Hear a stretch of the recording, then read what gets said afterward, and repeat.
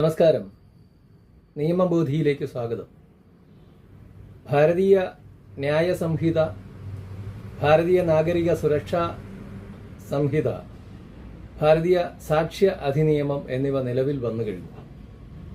എന്നാൽ ഇവ പൂർണ്ണമായും നിലവിൽ വന്നോ? ഇല്ല എന്ന് വേണം പറയാൻ. കാരണങ്ങൾ നിരവധിയാണ്.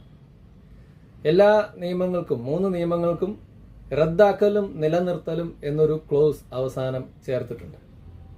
അതിലേറ്റവും പ്രധാനപ്പെട്ടത് ഭാരതീയ ന്യായ സംഹിതയിലെ റദ്ദാക്കലും നിലനിർത്തലുമാണ്. അതനുസരിച്ച് ജൂലൈ 1 മുൻപ് നടന്ന കുറ്റകൃത്യങ്ങൾക്ക്, ജൂലൈ 1 മുൻപ് നടന്നിട്ടുള്ള കുറ്റകൃത്യങ്ങൾക്കെല്ലാം ഇനി ഒരു കാലം വരെയും ഇന്ത്യൻ ശിക്ഷാ നിയമം തന്നെയായിരിക്കും ബാധകമായിരിക്കുക. ജൂലൈ 1 ശേഷം നടന്ന കുറ്റകൃത്യങ്ങൾക്ക് മാത്രമാണ് ഭാരതീയ ന്യായ സംഹിത ബാധകമാവുക. ഇതിന് കാരണം ഈ റദ്ദാക്കലും നിലനിർത്തലും എന്ന 358 വകുപ്പിലെ ചില വകുപ്പുകളാണ്. അതുകൂടാതെ ഭരണഘടനയിലും പറഞ്ഞിട്ടുണ്ട്, ഒരാളെയും നിലവിലില്ലാത്ത നിയമം കൊണ്ട് ശിക്ഷിക്കാൻ പാടില്ല എന്ന് ആർട്ടിക്കിൾ 20 പറഞ്ഞിട്ടുണ്ട്.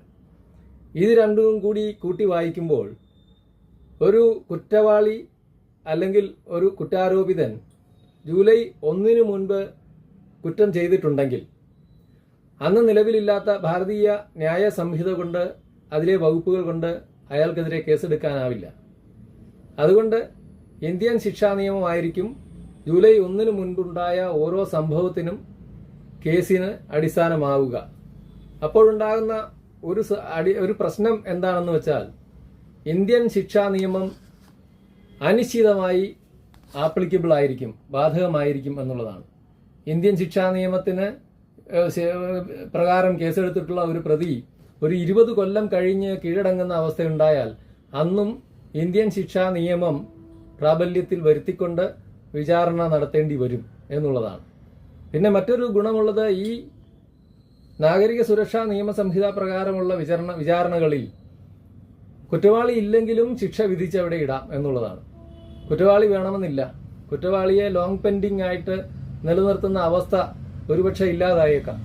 കാരണം കുറ്റവാളിയെ വാറണ്ടിൽ പിടിച്ചുകൊണ്ടുവരാൻ വേണ്ടിയുള്ള കാലയളവാണ് പലപ്പോഴും കേസുകൾ നീണ്ടുപോകാൻ ഇടയാകുന്നത്. അപ്പോൾ കുറ്റവാളി ഇല്ല എങ്കിലും ആ കുറ്റവാളിക്കെതിരെ ചാർജ് വായിക്കുകയും സാക്ഷികളെ വിസ്തരിക്കുകയും ഇന്നയാൾ കുറ്റം ചെയ്തിട്ടുണ്ടെന്ന് കാണുകയും അയാളെ ശിക്ഷിക്കുകയും ചെയ്യാം എന്നുള്ളൊരവസ്ഥ പുതിയ സുരക്ഷാ സംഹിത പ്രകാരം ഉണ്ടാകുന്നുമുണ്ട്. അങ്ങനെ വരുമ്പോൾ ഇന്ത്യൻ ശിക്ഷാ നിയമത്തിന്റെ അടിസ്ഥാനത്തിൽ മുൻപ് ക്രിമിനൽ നടപടിച്ചട്ടങ്ങൾ ബാധകമായിരുന്ന സമയത്തുണ്ടായിരുന്ന ലോങ് പെൻഡിങ്, പിടിയിട്ടാപ്പുള്ളിയായിട്ടുള്ള കേസുകളുടെ അവസ്ഥ ഒരുപക്ഷെ ഇല്ലാതായേക്കാം, കോടതികൾ കൂടി സഹകരിച്ചാൽ. അതേ അവസ്ഥയിലാണ് ഇന്ത്യൻ പീനൽ കോഡ് ഇനി മുതൽ ഈ മുൻപുണ്ടായിരുന്ന കുറ്റകൃത്യങ്ങളിൽ ഇനിയും ആപ്ലിക്കബിൾ ആയിരിക്കും, ബാധകമായിരിക്കും എന്നുള്ളത്. അപ്പോൾ ഇന്ത്യൻ ശിക്ഷാ നിയമം പൂർണ്ണമായും ഇല്ലാതായിട്ടില്ല. ഇതേ അവസ്ഥ തന്നെയാണ് നമ്മുടെ നാഗരിക സുരക്ഷാ സംഹിതയിലും ഉണ്ടാകുന്നത്. നാഗരിക സുരക്ഷാ സംഹിതയിൽ ഇന്ന് വരെയുള്ള അന്വേഷണങ്ങൾ, അതായത് ഇന്നലെ വരെ എന്തൊക്കെ തരത്തിലുള്ള അന്വേഷണങ്ങൾ നടന്നോ അവയ്ക്കെല്ലാം ബാധകമായിട്ടുള്ളത് ഈ ക്രിമിനൽ നടപടി മാത്രമായിരിക്കും. അതായത് ക്രിമിനൽ പ്രൊസീജിയർ കോഡ് പഴയ നിയമം തന്നെയായിരിക്കും ബാധകമായിരിക്കുക. നാളെ മുതൽ, അതായത് ജൂലൈ 1 മുതൽ വരിക നിയമ സംഹിത, അതായത് നാഗരിക സുരക്ഷാ നിയമ സംഹിതയുടെ അടിസ്ഥാനത്തിലുള്ള പുതിയ വിചാരണ വരും. അത് ഈ പറഞ്ഞ പോലെ ഇന്നുണ്ടായ അല്ലെങ്കിൽ ജൂലൈ 1 ശേഷം ഉണ്ടായ കുറ്റകൃത്യങ്ങൾക്ക് മാത്രമായിരിക്കും ബാധകമാവുക. അതായത് IPCക്ക് മുൻപ് ജൂലൈ 1 ശേഷം മുൻപുണ്ടായിരുന്ന കുറ്റകൃത്യങ്ങൾ അനുസരിച്ച് കേസ് രജിസ്റ്റർ ചെയ്യുന്ന പക്ഷം അതിലെ വിചാരണ ചിലപ്പോൾ ഭാരതീയ നാഗരിക സുരക്ഷാ സംഹിത പ്രകാരം നടക്കാം. എന്നാൽ മുൻപ് രജിസ്റ്റർ ചെയ്ത കേസുകളിൽ ഭാരതീയ നാഗരിക സുരക്ഷാ സംഹിത അല്ല, ക്രിമിനൽ പ്രൊസീജിയർ കോഡ് ആയിരിക്കും ബാധകമാവുക. ഇതേപോലെ തന്നെയാണ് ഈ തെളിവ് നിയമത്തിന്റെ കാര്യവും റദ്ദാക്കലും നിലനിർത്തലും എന്നുള്ള 170-ാം വകുപ്പ് അനുസരിച്ച് ഇതുവരെയുള്ള, അതായത് ജൂലൈ 1 വരെ നടന്നുകൊണ്ടിരിക്കുന്ന, ജൂലൈ 1 തുടങ്ങുന്ന കാര്യങ്ങൾക്ക് മാത്രമേ തെളിവ് ഈ അധിനിയമം, പുതിയ നിയമം ബാധകമാവുകയുള്ളൂ, ഭാരതീയ സാക്ഷി അധിനിയമം ബാധകമാവുകയുള്ളൂ. അതിനു മുൻപുണ്ടായിരിക്കുന്ന എല്ലാ വിചാരണകളിലും പഴയ ഇന്ത്യൻ എവിഡൻസ് ആക്ട് തന്നെയായിരിക്കും ബാധകമാവുക.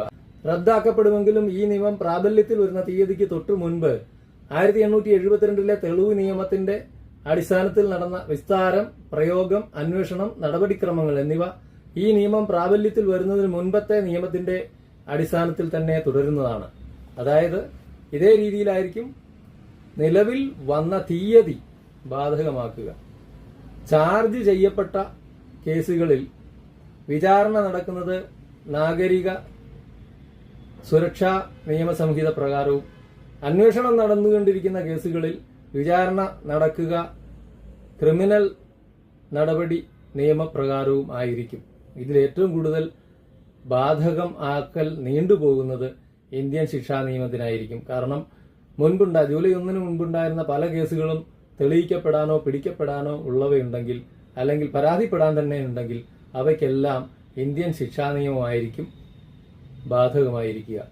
അങ്ങനെയൊരു സർക്കുലർ തന്നെ തെലങ്കാനയുടെ ജുഡീഷ്യൽ അക്കാദമി പുറത്തിറക്കിയിട്ടുണ്ട്.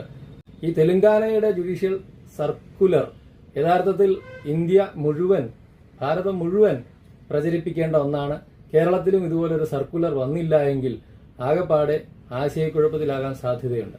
കാരണം ഇന്ന് ഭാരതീയ ന്യായ സംഹിത ആപ്ലിക്കബിൾ ആണ് എന്ന് കരുതി നിരവധി പേർ പരാതി കൊണ്ട് കോടതിയെ സമീപിച്ചിട്ടുണ്ടായിരുന്നു. എന്നാൽ ഭാരതീയ ന്യായ സംഹിതയല്ല ഇന്നലെ നടന്ന കുറ്റകൃത്യമായതുകൊണ്ട് ഇന്ത്യൻ ശിക്ഷാ നിയമമാണ് വകുപ്പുകളിൽ ചേർക്കേണ്ടത് എന്ന് കോടതികൾക്ക് പറഞ്ഞു തിരുത്തേണ്ടി വന്ന സാഹചര്യങ്ങളുമുണ്ട്. അതുകൊണ്ട് മനസ്സിലാക്കുക, പഴയ നിയമങ്ങളുടെ, പ്രത്യേകിച്ച് ഇന്ത്യൻ ശിക്ഷാ നിയമത്തിന്റെ പ്രേതം കുറെ കാലം നമ്മെ പിന്തുടർന്നുകൊണ്ടേയിരിക്കും. നന്ദി, നമസ്കാരം.